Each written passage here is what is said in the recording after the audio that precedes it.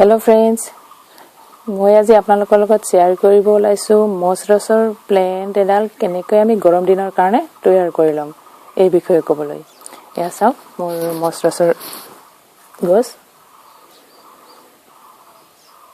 বহুত বাঢ়ি গ'ল।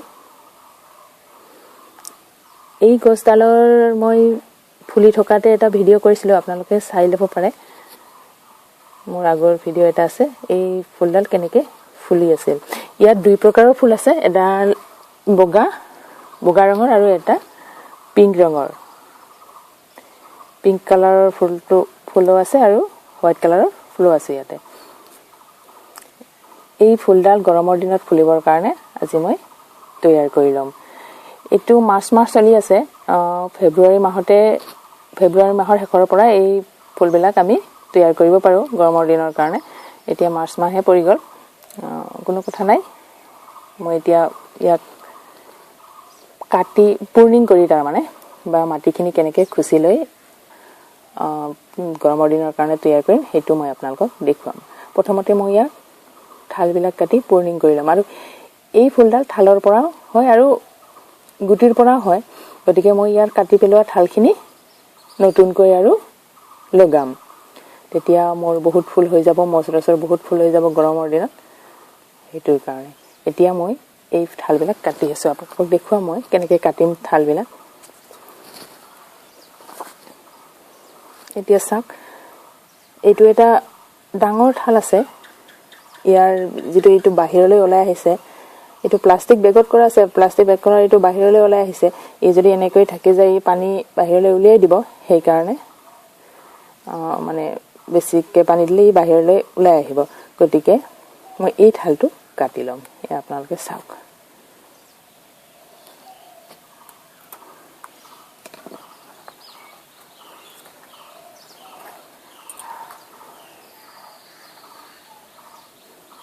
এই ঠাল এটা কাটিলো। ঠিক তেনেকৈ মই এই দুটা ঠাল কাটিম। তেনেকৈ মই ইয়াৰ গোটেই ঠালখিনি কাটি ল'ম।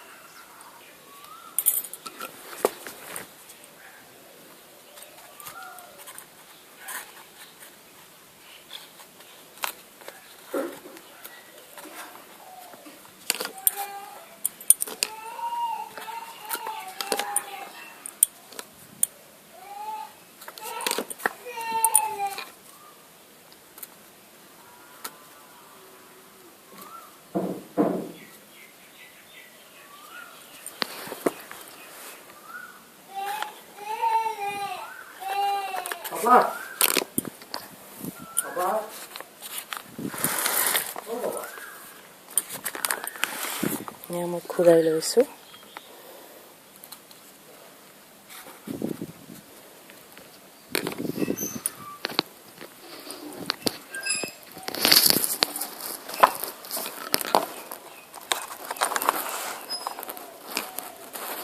এতিয়া মই বাহিৰৰ ঠাল ঠেঙুলিখিনি কাটি লওঁ। মই ভিতৰৰ তেনেকৈ দুই এটা ঠাল ঠেঙুলি কাটি ল'ম। এয়া চাওক, এইটো ঠাল আমি কাটি ল'ম। ইয়াত যিমানে ঠাল কাটিম সিমানে ঢাল ওলাইয়ে থাকিব আৰু কোনো একো হেৰি নহয়, মানে বেয়া হৈ নাযায় গছডাল। যিমান ঠাল ঠেঙুলি কাটি থাকোঁ সিমানে এই জোপোহা হৈ থাকিব।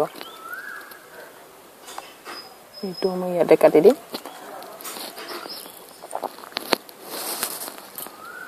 আৰু কিছুমান ইয়াৰ ঠাল আছে এইবিলাক।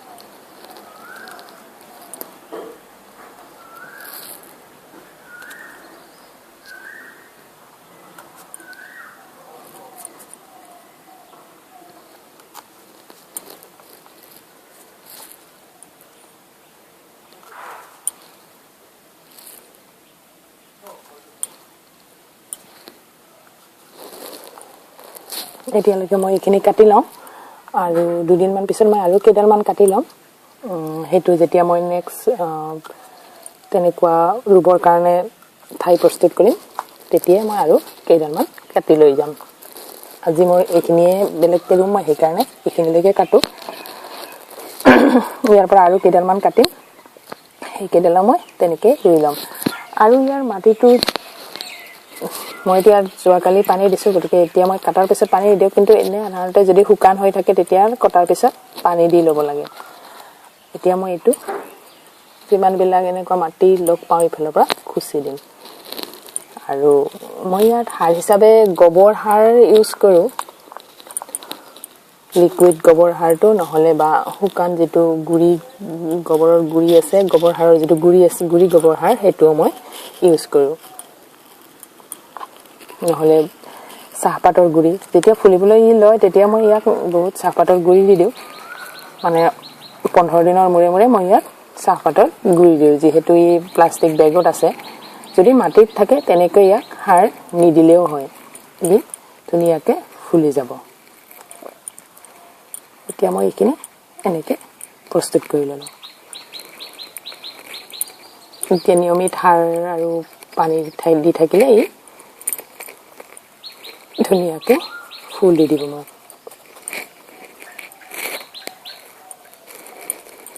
খুচি মই লৈ লওঁ এতিয়া মই ইয়াত পানী নিদিওঁ কাৰণ মাটিটো সেমেকি আছে কাৰণ যোৱাকালি মই পানী দিছিলোঁ সেইকাৰণে ইয়াত সেমেকি আছে যিহেতু মই আজি পানী নিদিওঁ ফ্ৰেণ্ডছ ভিডিঅ'টো যদি ভাল লাগে তেতিয়াহ'লে লাইক কৰিব শ্বেয়াৰ কৰিবলৈ নাপাহৰিব নেক্সট ভিডিঅ'লৈকে বাই